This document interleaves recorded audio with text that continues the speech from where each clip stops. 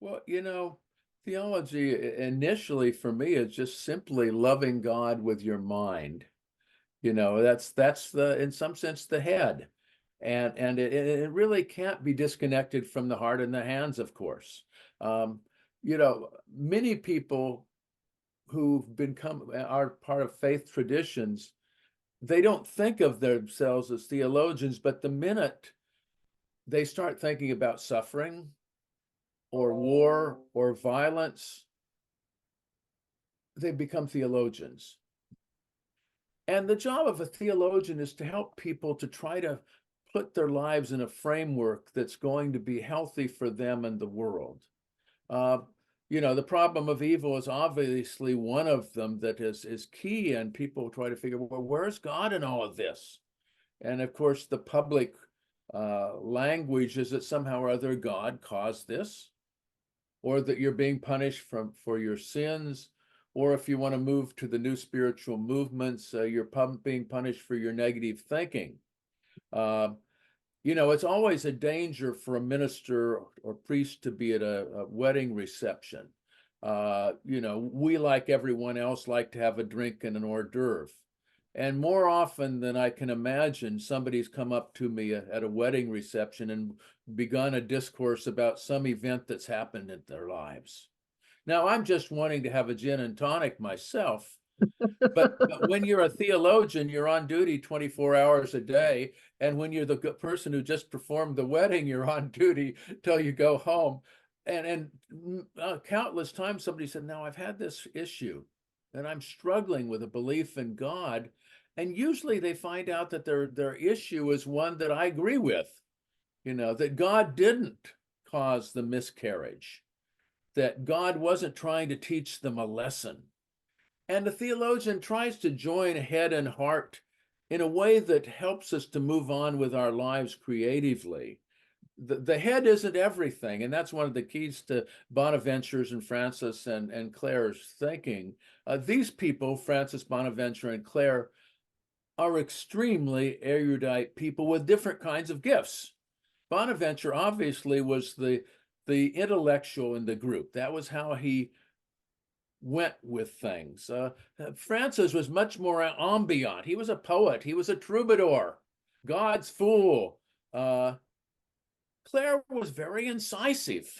She had a certain sensate sense of, let's gaze at the cross. I mean, let's gaze at the cross. And when you gaze at the cross is an icon of God's love for you.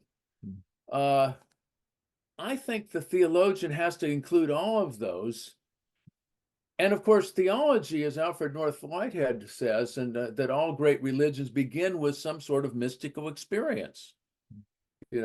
Whether it be Francis in the chapel, hearing a voice that says, repair my church, or at Alverna, experiencing the suffering of God, or himself, Bonaventure, going to Alverna and not experiencing the stigmata, but feeling such an affinity with Francis that he seems to be welcomed into Francis' experience.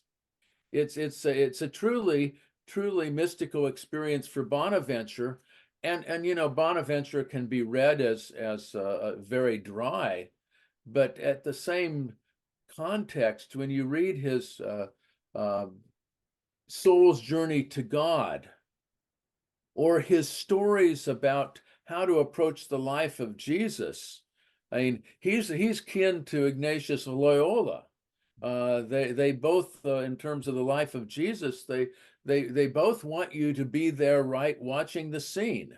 They want you to be with the woman who's being accused of adultery. They want you to be among the women at the cross, or if we might say Mary of Magdala in the garden, because they saw that theology is not just a heady experience, but the imaginative experience that you can experience what you're talking about. I have this little trinity of thinking that I've used in some of my other work, and it's implicit in the Bonaventure book. I'm trying to remember if I stated explicitly that good theology involves a vision, a promise, and a practice. The vision is, how do we look at the world? What kind of world do you live in? Is it, as Howard Thurman says, is it a world ideally of friendly people in a friendly universe? That's the prelude to the beloved community, by the way. Is it a world in which we're going to, step on a crack, break your mother's back? There's no grace whatsoever. Is a world of an authoritarian God that influences authoritarian politics and binary politics? Is a God of love that encourages us to be relational in our behaviors? Then I think good theology is, and it's what at least I believe, and I've been fortunate enough to be like Bonaventure, an academic who also went to the hospital to visit dying people, who comforted grieving families. I mean, one of the, Bonaventure is not a heady theologian. He was at the graveside too. He was in the academic room and in a study, but he also had to manage an organization and do it ethically. And he also comforted the sick. And the promise is that you can experience the faith you affirm. And then the practice is how you can help yourself and others experience it. And interesting enough, the soul's journey to God has all of those. He talks about how you mount from the visible world to the experience of the divine and then go back down. I mean, it's really an exegesis or an interpretation. I don't want to use too many fancy words. It's an interpretation of Jacob's dream of the ladder of angels, which is often misunderstood by preachers. The angels start on earth. That's something that's not seen by a lot of readers, and it's the same for Bonaventure. You begin with the senses. You begin with the meal you just shared. And God's in the senses, God's in the meal. God's right here with us. And then you have a wider and wider vision. He talks about it in terms of an ascent, but the ascent never forgets where you come from. And the ascent, the angels go up into heaven, and then they come back down to earth.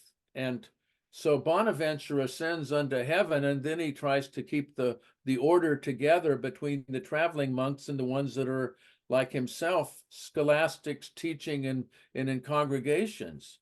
So that's maybe a long answer to a short question, but I think everyone's an implicit theologian, and we need to reflect on what our theology means and what kind of God. I think it's Terry Fretheim, the biblical scholar, that says it's more important to ask the question, what kind of God do you believe in than do you believe in God? Because we see the visions of God being worked out in our attitudes toward immigration or politics or the Middle East.